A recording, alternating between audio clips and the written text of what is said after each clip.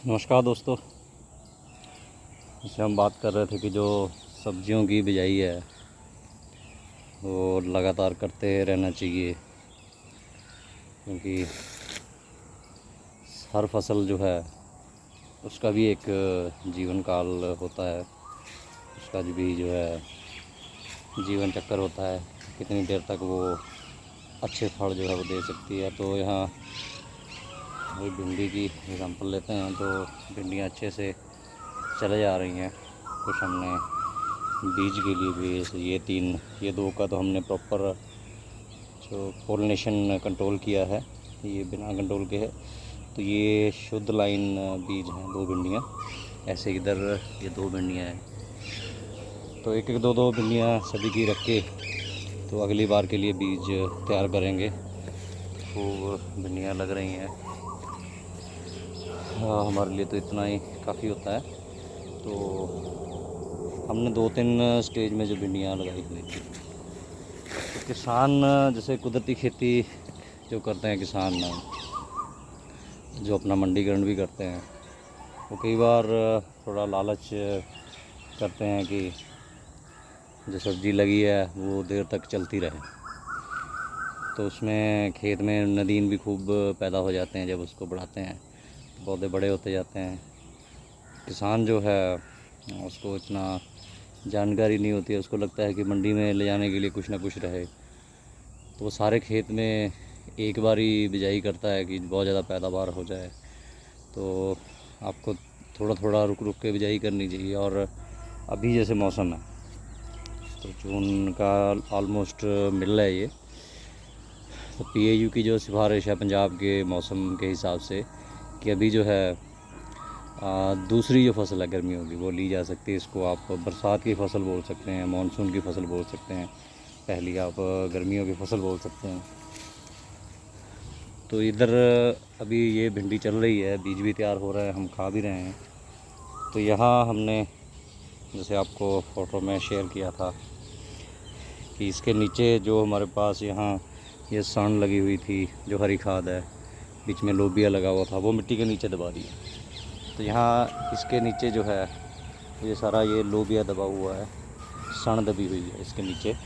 तो ये 15-20 दिन में ये गल जाएगी। तो इसके साइड में यहाँ पे हमने जो है वो नई भिंडी लगा दी है। तो यहाँ आसपास हमारे कॉलोनी में जंगल ही है, तो काफ़ी भांग बूटी लगी हुई है। तो उससे नीचे हमने वो नाइट्रोजन वाली चीज़ें डाल दी हैं, लोबिया है, सन है और वो चीज़ें हैं।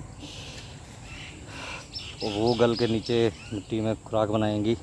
और यहाँ ये जो मल्चिंग भांग और बूटी जो भी हमें मिला आसपास में, तो उससे हमने मल्चिंग कर दी है। तो ये ऊपर से नदीन कंट्रोल करेंगे, प्लस मॉइस्चर को मेंटेन करेंगे। और ये भी क्योंकि मिट्टी से इसने भी खुराक ली है तो ये भी खुराक में तब्दील हो जाएगी। तो हमारे पास अभी भी खूब सारा लोबिया देख सकते हैं कि फूल आए हुए हैं, इसमें फड़ियाँ लग रही हैं। तो जितनी गिलहरियाँ छोड़ देती है उतना हम खा लेते हैं। ये इधर अन्नदाना की वैरायटियाँ हैं बीन्स की। तो ये बिजाई जो है ये घर में पड़ी, ये भी दिखाई देते हैं। ये मूंगी जो किचन में बड़ी हुई थी, देखो उसको बड़े अच्छे से फलियाँ आ गई हैं, इसका बीज तैयार करेंगे। तो बिजाई की हम बात कर रहे थे, जो फसल चक्कर कैसे बनाना है। तो किसान जो है हाँ वो कंफ्यूज हो रहा है मंडियों में। उसको फसल चक्कर जो है कि एक बार में बहुत ज़्यादा पैदावार हो जाती है तो मंडी से बहुत सामान वापस आता है, तो किसान का काफ़ी नुकसान होता है। तो अगर फसलें जो हैं उसकी बिजाई जो है वो स्टेप बाय स्टेप किसान करता रहे, तो एक तो उसके पास लगातार जो है सब्जियां अवेलेबल होंगी, क्योंकि बाकी चीज़ों की खेती ऐसे नहीं की जा सकती।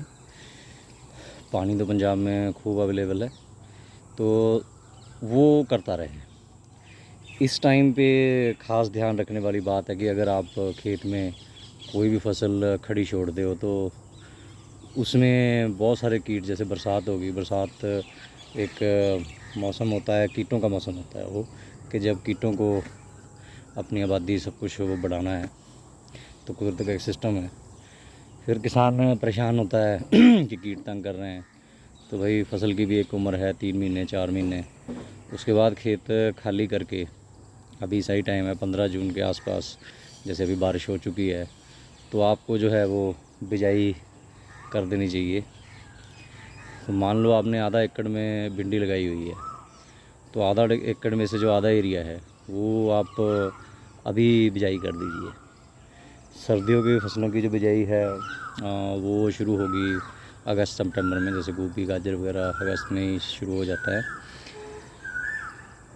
तो एक आध महीना और आपकी जो खड़ी फसल है आधी, वो चलती रहेगी, तो मंडी में ले जाने के लिए कुछ ना कुछ किसान के पास अवेलेबल रहेगा। ऐसे ही आपके लौकी है, कद्दू है, खीरा है, वो सारी चीज़ें जो हैं किसान रखे रखता है कि चलो थोड़ा थोड़ा जो भी आता है। तो अभी हमने जलंधर में तो मंडी में देखा है कि किसान इतने बड़े बड़े खीरे सब कुछ लेके आ रहा है, वो सारे पके हुए हैं। तो वो इसीलिए है कि वो उसके मन में शायद ये चल रहा है कि मंडी में लेके जाऊंगा, मुझे बेचने के लिए कुछ ना कुछ है मेरे पास, ज़्यादा कमाई हो जाएगी। लेकिन किसान ये नहीं सोच पा रहा है कि कैसे जो है वो अपना अगला सीज़न जो है उसके साथ जो है वो खिलवाड़ कर रहा है। और दूसरा, जो मंडी में 4 महीने का टाइम होता है साल में, जिसको बिजाई का टाइम होता है, लीन पीरियड हम बोल सकते हैं। तो ये मार्च होता है, फरवरी मार्च होता है मेनली। मार्च मतलब मिड फरवरी से मिड अप्रैल तक कह सकते हो कि जब सर्दियों की फसल सब्जियां ख़त्म होती हैं और गर्मियों की शुरू होती हैं, तो उस टाइम पे बिजाई हो चुकी होती है। तो तब भी किसान यही करता है। उसके बाद जो है अगस्त और सितंबर का महीना आता है, तो तब बिजाई हो रहती है, तो किसान के पास कोई फसल नहीं होती। तो ये 4 महीने बड़े आसानी से कवर किए जा सकते हैं अगर किसान अच्छे से अपनी प्लानिंग करे, अपना फसल चक्र को ध्यान से करे। तो ये जो अब भिंडी लगाई है, जैसे ये भिंडी लगी हुई है, तो ये एक आध महीना और चलेगी। फिर इसको यहाँ ऊपर से, जैसे ये लगभग इसका पोटेंशियल पूरा हो जाएगा, तो यहाँ से इसको काट देंगे। तो ये नीचे से जैसे यहाँ ब्रांच आप देख सकते हैं, तो ये और निकलनी शुरू हो जाएंगी। तो इस तरीके से भिंडी को आगे चलाएंगे। हाँ, लोबिया भी दे रहा है, फलियाँ दे रहा है। ये घर में पड़ा लोबिया भी फलियाँ दे रहा है, हम खा रहे हैं, कुछ बीज भी तैयार कर रहे हैं। तो ये चक्कर अपना के किसान जो ऑर्गेनिक खेती कर रहे हैं या सेल्फ़ मार्केटिंग कर रहे हैं, वो लगातार अपना सब्जियों की जो है सप्लाई मंडी में जारी रख सकते हैं। साल में एक भी दिन ऐसा नहीं आएगा जबकि लीन पीरियड होगा। तो भिंडी की अगर बात करें तो ये एक आध महीना जो पहले लगाई है वो चलेगी। तो इधर साइड में हमने थोड़ी और लगाई हुई हैं भिंडियाँ, 1 महीने बाद उसमें फल आने लगेगा। तो बरसात के एंड में, आज से 2 महीने बाद आप मान लीजिए कि 15 अगस्त के आसपास ये जो भिंडियाँ हैं, क्योंकि बरसात में इतना फल नहीं लगेगा, सिर्फ वेजिटेटिव ग्रोथ होगी, तो ये भिंडियाँ जो है 15 अगस्त के बाद ये फल देना शुरू करेंगे और करीबन ये नवंबर दिसंबर तक इसका फल आता रहेगा। तो जो 4 कनाल का मैंने बताया था कि 2 कनाल में अगर अभी भिंडी लगाते हैं तो वो दिवाली तक की मान लीजिए कि थोड़ी थोड़ी गर्मी होती है, लोग भिंडी खा लेते हैं, तो दिवाली तक भी अगर ये चलती है मिड अक्टूबर या अक्टूबर एंड तक, तो दूसरा जो 2 कनाल है उसको जुलाई में किसान जो है मिट्टी में मतलब उसको खेत में मिला दे, उसको जुताई कर ले, और अगस्त में जो है वो गल जाएगी सारी की सारी भिंडियाँ खेत में, नदीन वगैरह सब कुछ गल जाएगा। और अगस्त में जो है, अगस्त या सितंबर में किसान अगली फसल की बिजाई जो है वो शुरू कर सकता है। तो पूरे खेत में एक साथ ही सारे का सारा करने की बजाय अगर ऐसे किया जाए तो लगातार किसान के पास कुछ ना कुछ अवेलेबल रहेगा। तो अभी के टाइम में जैसे ये भिंडी है, फिर लोबिया एक बहुत बढ़िया फसल है। जैसे आपको बताया ही है कि लोबिया के भी पेड़ की तरह बहुत सारे फ़ायदे होते हैं। तो यहाँ देखो खूब जो है फलियाँ, फूल हैं, यहाँ पे फलियाँ लग रही हैं। तो ये फलियाँ हम खा भी रहे हैं, कुछ इसके बीज भी तैयार किए हैं, तो सुबह सुबह तोड़नी पड़ती हैं, नहीं तो जो गिलहरी है वो खा जाती है। तो अभी इसमें काफ़ी तो हमने निकाल दिया है। तो ये खूब यहाँ पे फलियाँ लग रही हैं अभी भी, तो इसको खा रहे हैं। और इसी से बीज तैयार करके इसको 15-20 दिन रख के तो हमने जो है दोबारा बिजाई कर दी है इसकी। तो इधर खीरे की बेल थी, चल रही थी, अभी ख़त्म है, अभी दोबारा से फूल आ रहे हैं बारिश के बाद। तो खीरे की भी नेक्स्ट बिजाई जो है वो कर दी है। तर की सिफारिश तो नहीं है, लेकिन कुछ बीज पड़े हुए थे तो तर भी लगा दी है, करेला लगा दिया है, लौकी, कद्दू। तो जितनी भी फसलें अभी हमारे पास थी हम खा रहे हैं, तो नेक्स्ट सीज़न के लिए भी लगा दिया है। जैसे ये ग्वार का आप देखिए कि बस इसका ये आखिरी है, तो अभी और पत्ते नहीं निकाल रहा है, लास्ट में आके नीचे फलियाँ लगी हुई हैं, हम खा भी रहे हैं। और अभी इसने पूरा ये झंडा निकाल दिया है, तो इसका मतलब इसका एंड ऑफ सीज़न है। तो ये फलियाँ तोड़ेंगे, ये भी ख़त्म हो जाएगी, इसको मल्चिंग कर देंगे और फिर से इसकी बिजाई कर देंगे। कुछ हमने पौधे जो थे वहाँ पे छोड़ा था बीज पकने के लिए, यहाँ भी था तो हमने ये छोड़ा था। तो अभी भी आप देखिए कि खीरे की बेल है, इसको भी फूल आ रहे हैं। हाँ, तर की ये बेल है, इसको भी फूल लगने शुरू हो गए हैं।